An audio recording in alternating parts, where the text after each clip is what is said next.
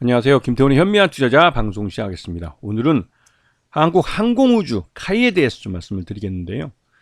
이 회사 지금 작년 실적이 나왔습니다. 작년 실적이 그래도 나름대로 좀 좋게 나왔고, 이게 작년 실적과 재작년 실적을 비교해서 보면 확실히 좋아졌다는 걸 알 수가 있죠. 매출로만 봐도 3조 8천억 정도 매출을 했으니까요. 재작년이 2022년 같은 경우는 2조 7천억이니까 거의 1조 원 정도, 30%에서 40% 정도 성장을 한 겁니다. 엄청난 거죠. 근데 이 중에서 이 매출 부분에서 완제기 수출이 재작년보다 작년이 확실히 크게 늘어난 걸 알 수 있는데, 이게 이제 폴란드에 FA50 경전투기를 수출한 게 잡힌 겁니다. 매출로. 근데 이게 올해 이제 2023년에 이제 수주를 잡는 걸 봤을 때 재작년 수주한 것보다 확 줄어들었어요. 이거는 FA50도 그렇고 KF21도 그렇고 이 추가적인 완제기 수출에 대한 수주를 못 받고 있다는 사실입니다. 왜냐면 우리가 FA21도 지금 4.5세대 전투기이기 때문에 지금 미국이나 유럽에서 유럽파이터 같은 데서 팔고 있는 전투기는 5세대 전투기입니다. 가격이 싸다고 해서 4.5세대 전투기를 사는 바보들은 없겠죠. 결국은 우리도 한국형 전투기라는 그 기술을 확보하기 위해서 4.5세대부터 개발을 한 것이고, 이거를 곧바로 4.5세대를 지금 우리 오래된 F5와 F4 전투기를 대체하면서 그러면서 잽싸게 이제 5세대 전투기를 개발하는 걸로 바로 넘어가기로 되어 있었습니다. 우리나라 공군의 계획은 그랬죠. 방위산업청도 거기에 맞춰서 지원을 해왔었고요. 그런데 이게 윤석열 정부 들어와 차질을 좀 빚고 있습니다. 자, 다음 페이지 넘어가 보시면 이게 2023년 실적을 발표한 겁니다. 지난 보시면 2022년보다는 2023년에 규모의 경제를 달성하면서 흑자 전환에 다 성공한 걸 볼 수가 있습니다. 이게 영업이익도 마찬가지고 단기 순이익도 흑자로 전환되면서 말 그대로 이제 한국 항공우주라는 회사가 굉장히 좋아진 모습을 보였죠. 매출 외형도 3조 원대를 달성했으니 엄청 잘한 겁니다. 그리고 이제 지금 카이의 그 지분 구조를 보시게 되면 한국수출입은행이 26.41%고 국민연금이 한 9% 정도를 차지하고 있습니다. 그리고 정부의 입김이 작용하는 하나금융투자도 4.85% 정도를 갖고 있기 때문에 즉 경영권을 매각하면 한국수출입은행과 국민연금을 묶어서 팔든지 아니면 한국수출입은행만 매각하는 방법이 있겠죠. 근데 인수하는 쪽은 그래도 안정적인 경영권을 가져가고 싶어 하기 때문에 정부 지분을 다 사고 50% 플러스 한 주 이상을 가져가기를 원할 겁니다. 그래서 시장에서 일부 주식을 사고 이 한국수출입은행 지분을 인수할 가능성이 크죠. 그래서 지금 우리 이 정부에서 특히 윤석열 정부에서 이제 미국산 무기를 처음 22년도 처음 이제 집권을 했을 때 윤석열 정부에서 거의 문재인 정부 5년 동안 미국 무기를 산 것만큼을 단 한 해년도에 사버렸습니다. 왜 그랬는지는 모르겠지만 그게 연말에 있었던 조 바이든 대통령의 중간 선거를 도와줄 목적으로 그랬는지는 모르겠지만 지난 문재인 정부 5년 동안 샀던 미국 무기보다 윤석열 정부 집권 첫 해에 산 미국 무기가 더 많았습니다. 그러다 보니 국산 무기를 사줄 돈이 없죠. 그래서 국산 무기 발주가 굉장히 줄어들었습니다. 그래서 이 카이도 다른 나라의 민간 항공기 쪽에 부품을 수주하는 쪽으로 전략을 바꿔서 보잉의 B787이나 B777 이 부품을 이제 만들어 납품하거나 또 에어버스 계열의 이제 부품들을 수주해서 여기다 납품하는 이런 민간 항공 쪽 사업을 많이 벌였죠. 그래서 이제 2024년 올해 연간 가이던스 즉 이제 추정이 나왔습니다. 카이 쪽에서 제시한 건데 이게 보시게 되면 이 완제기 수출을 많이 늘려놨습니다. 이게 이제 FA50 경전투기나 KF21에 대해서 이제 정부 발주를 받아가지고 납품을 할 수 있을 거다 생각해서 이제 올려놓은 건데 한 3조 원 정도 이것도 굉장히 큰 거죠. 그리고 이제 완제기 수출 쪽에서 이제 항공기 KF50 폴란드나 태국 정도 이런 예전에 받아갔던 이런 것들에 대해서 한 거고, 국내 사업 중에 KF21 최초 양산에 대해서 이 양산을 하게 되면 이것도 매출이 잡히기 때문에 이런 그것들을 이제 이 가이던스 안에 넣어놓은 겁니다. 그래서 지금 수주를 4조 원 정도 하고 매출을 3조 8천억 정도를 예상하고 있는데, 이건 3조 8천억이면 작년과 비슷한 수준이죠. 더 늘리진 않고 보수적으로 잡겠다 이렇게 한 겁니다. 그런데 이제 아까도 말씀드렸지만 KF-21 전투기, 그러니까 한국형 전투기 사업이 굉장히 큰 사업인데, 이 한국형 전투기 사업이 애초에 40대를 초도 물량으로 해서 한국 공군에 넘겨주는 그런 계약을 맺었었다가, 이게 이제 사업 타당성 조사라는 게 갑자기 밑도 끝도 없이 튀어나오면서 이게 이제 기술적 완성도가 떨어진다고. 지금 이 KF-21은 4.5세대 전투기입니다. 지금 현재 미국이나 우리의 주변 격성국인 중국이나 일본은 다 5세대 전투기를 하고 있고 6세대 전투기를 개발하고 있습니다.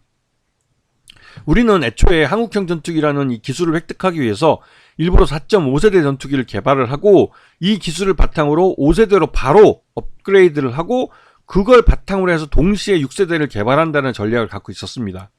그런데 이 KF-21의 초도 물량이 40대에서 20대로 줄면서 40대에 맞춰서 예산을 잡고 부품 개발을 해왔던 부품업체들이 다 망하게 생겼습니다. 그리고 윤석열 정부에서는 이게 초도 물량 20대 하고 조건부로 그러면 20대 이제 초도 납품 물량이 괜찮으면 20대를 더 발주를 해줄게 라고 하는 타협안을 내놨는데, 이미 부품업체들은 40대로 했던 그 물량이 반으로 줄어든 순간 모든 그 비용이 더블로 떠버리기 때문에 이거는 만들면 만들수록 손해인 거예요. 부품업체가 망하면 이 전투기 못 만듭니다. 수만 개의 그 부품들이 모여서 전투기 한 대를 만드는 건데, 그 안에 어떤 부품 하나가 빠져도 전투기는 못 듭니다. 그런데 윤석열 정부가 이걸 몰라서 그랬을까요? 참 이해가 어려운 상황입니다. 일본 같은 경우는 우리나라와 이제 독도의 영유권 문제로 다투고 있는 뭐 영토 분쟁을 일으킨다. 우리는 뭐 그런 걸 부정하고 있지만 우리가 실효적으로 지배하고 있기 때문에. 근데 일본은 계속 영토 분쟁이 있다고 주장하고 있는 그 일본은 6세대 전투기를 영국에서와 함께 개발하려고 하고 있습니다. 이제 5세대를 아예 그냥 자체적인 걸 건너뛰어서 6세대를 가겠다는 거죠. 이런 상황에서 우리가 KF-21의 4.5세대 전투기로 만족하고 5세대나 6세대 전투기 개발을 지금처럼 미적미적거리면, 지금 우리 주변 국가들은 다 6세대 전투기로 무장을 하고 있는데 우리나라만 지금 4.5세대 내지는 5세대 전투기를 갖고 이 영공을 지키겠다고 하는 겁니다. 말이 안 되는 거죠. 그런데 이런 정신나간 짓을 저 동네 바보가 하고 있는 겁니다.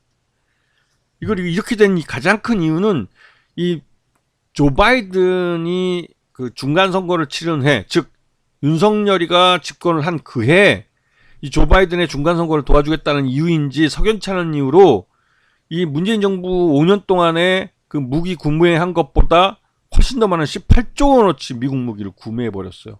이 말뜻은 말 그대로 우리가 이제 추가적으로 우리 국군의 이 국산 무기를 구매할 돈이 부족할 수 있다는 거죠. 실제로 그게 부족해졌습니다. 그렇기 때문에 이 발주가 한국형 그 항모 설계 발주도 지금 연기됐고, 말은 연기된 거지만 이제 포기한 거나 마찬가지죠. 그래서 이제 우리 해군이 대항 해군이라는 이 목적으로 좀 목표를 세웠었는데 그게 날아갔습니다. 그래서 여차하면 타이완하고 오키나와 이 선에서 우리의 해양 자원 그 구매선, 자원 조달선이 일본과 대만 또 중국에 의해서 막힐 수가 있죠. 한국형 항모를 갖고 있으면 우리가 우리의 이 생명선인 이 자원 조달선을 우리 스스로의 무력으로 지켜낼 수도 있습니다. 하지만 이 항모가 없으면 우리는 끼케야 제주도에서 그 마라도나 이쪽 정도의 밖에 전투기를 띄울 수가 없죠. 그러면 그거보다 먼 오키나와나 저 타이완 근해에서 바다를 막아버리면 우리나라는 한 달도 못 넘깁니다. 석유도 없고 각종 그 기초적인 그 식량 자원도 부족하고 바로 항복이죠. 이런 바보 같은 짓을 하고 있는 겁니다. 자, 지금 카이 사장, 이 강구영 대표는 지금 윤석열 캠프에 몸담으면서 이 군 출신들에게, 군에서의 이 윤석열 대통령에 대한 지지를 끌어왔던 대표적인 사람이고, 이 사람이 나중에 이 윤석열이 집권하고 나서 이 한국 항공우주 산업 카이의 대표로 옵니다. 이 사람은 예전에 이제 공군 파일럿, 그 테스트 파일럿으로도 미국 유학까지 갔다 오신 분이고 하긴 한데 전형적인 윤석열 친윤 사람으로 알려져 있었지만 카이 사장이 되고 나서 공군 쪽에서 이 공군이 원하는 이 4.5세대 전투기 이상 5세대와 6세대 전투기를 안정적으로 이제 확보를 하고 이 젊은 전투기 파일럿의 안전을 위해서 노후한 F5나 F4 전투기를 조기에 그 바꾸기 위해서 그 이 KF-21의 조기 완성과 또 FA-50의 추가적인 구매 이런 것들을 요구하고 있고 이런 공군과의 그 어느 좀 주파수를 맞춰서 이 카이가 민영화될 경우에는 이러한 공군의 요구하는 군 전력을 공군 전력을 유지하기 위해서 필요한 이런 요구들을 민간에서 이익이 우선이기 때문에 후순위가 될 수 있다 해서 이 한국 항공우주 산업 같은 카이 같은 이 방산업체는 그래도 국가가 최대주 남아 있으면서 우리 방위 산업을 위해서 그 국가가 소유하고 있는 것이 맞다 해서 이제 반대하고 있죠. 매각을. 민간 매각을 반대하고 있고 윤석열 대통령씨나 그 윤석열 정부에서의 이런 그 공기업 민영화에 힘을 쓰고 있는 옛날 이명박 시절의 그 친이계들 이 사람들은 요번 기회에 확실하게 이제 이런 공기업들을 팔아먹고 싶어 합니다. 그런데 이 강구영 사장이 카이 매각을 반대하고 나서면서 공군과 또 마찰을 벌이고 있죠. 그래서 카이 같은 경우는 흑자 회사이기 때문에 이거는 매각하는 게 그렇게 쉽지는 않습니다. HMM에서 매각에 실패한 것처럼 흑자 회사를 파는 건 대우조선해양 같이 적자 기업을 파는 것과 또 다른 차원이기 때문에 이 카이에 들어간 공적 자금이나 이런 것들을 확실하게 회수할 수 있는 방안을 제시하면서 이 흑자 회사를 매각해야 되는 거죠. 그래서 이 카이를 매각하기 위해서는 우선 카이를 부실화시켜야 될 필요가 있습니다. 그럼 그 부실화할 수 있는 가장 좋은 방법은 국산 무기 발주를 안 하면 되죠. 즉 대표적으로 이 KF-21 그 한국형 전투기, 보라매 전투기 같이 이거 초도 물량 40대로 해서 이 예정하고 제품을 그러니까 전투기를 개발하고 했던 이런 사업을 갑자기 20대로 줄여버린다든가 이렇게 하면 부품 회사들부터 망합니다. 그리고 그런 망한 부품 회사들은 나중에 민간에 매각된 다음에 민간에서 그런 회사들을 인수를 해서 다시 살려내면 그 부품부터 완제품까지 모두 만들 수 있는 회사가 되죠.